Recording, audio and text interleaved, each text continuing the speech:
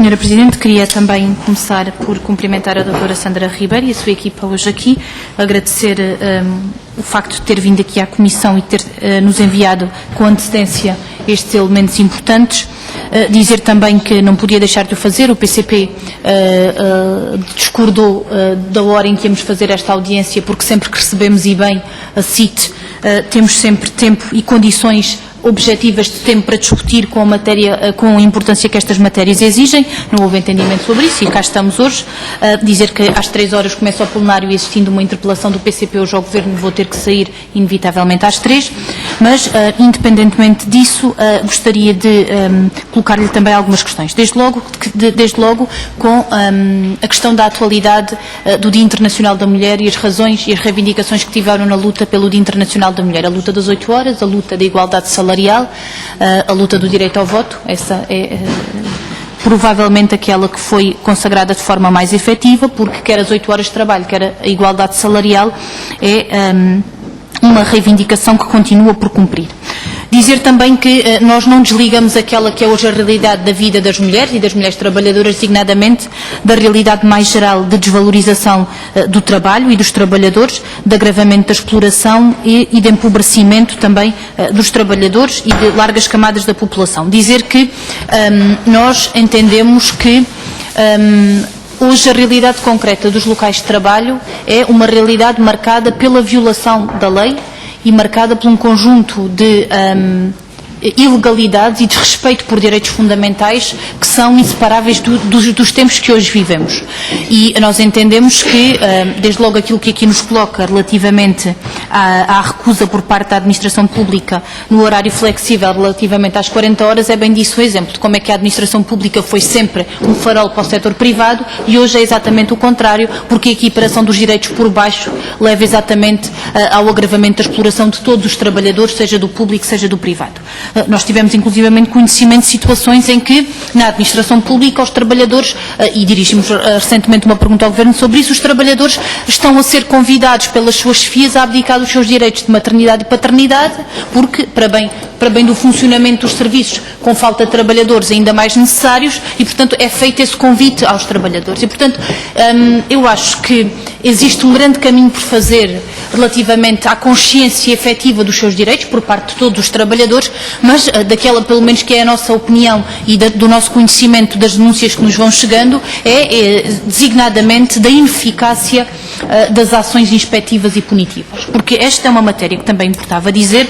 Nós, quando da discussão do Orçamento de Estado para 2014, tivemos a oportunidade de colocar isso ao Ministro do Emprego e da Segurança Social, de o irónico que é ser a própria ACT a acabar com o horário flexível. Na ACT, na Autoridade para as Condições de Trabalho. Assim como foi uma situação irónica a existência de falta de inspectores na ACT para cumprir aquilo que são, para fazer cumprir a lei nos locais de trabalho e, portanto, isto ser hoje, de certa forma, um prémio à violação dos direitos, porque a fiscalização efetiva, a ação punitiva e inspectiva exatamente não tem condições de intervir na esmagadora maioria dos locais de trabalho. E, portanto, de certa forma, o Governo, pela ineficácia e pela não garantia de condições materiais e humanas à ACT, o que está a dizer às empresas é que violem a lei, porque nós não queremos fiscalizar o cumprimento da lei. E isto é profundamente gravíssimo. Isto acompanha naturalmente os direitos de maternidade e paternidade, mas os direitos dos trabalhadores de forma mais geral. Eu queria lhe fazer uma pergunta sobre se a CIT tem conhecimento da providência cautelar apresentada por grupos económicos relativamente a decisões de pareceres da CIT. Nós recebemos aqui recentemente a CGTP e a UGT, e a CGTP deu-nos nota de uma novidade, que é de grupos económicos se arrogarem no direito de, relativamente a decisões da CIT e a pareceres da CIT, apresentarem providências cautelares. Sobre uma questão concreta, disseram-nos que tinha sido pela primeira vez relativamente a um caso. Eu gostaria de aproveitar aqui a sua presença para lhe pedir se tem algum conhecimento, se confirma, e qual é que foi o desencadear desta matéria. Dizer que a última vez que a CIT aqui esteve, e de facto é sempre muito importante discutir com condições destas matérias, alertou-nos para a questão dos pareceres de despedimento de mulheres grávidas puérperas ou lactantes ter aumentado de forma significativa, associando isto à recessão económica, à insolvência, a despedimentos coletivos. E de facto nós compreendemos que que na esmagadora maioria dos casos isso pode acontecer, mas também compreendemos e entendemos como fundamental que a indemnização, ainda que no dobro, porque em alguma contratação coletiva, a indemnização no caso das mulheres grávidas pode ir ao dobro, e nós reconhecemos isso, entendemos que ainda assim aquela que é a questão fundamental é a reintegração da trabalhadora, porque há condições objetivas de a reintegrar.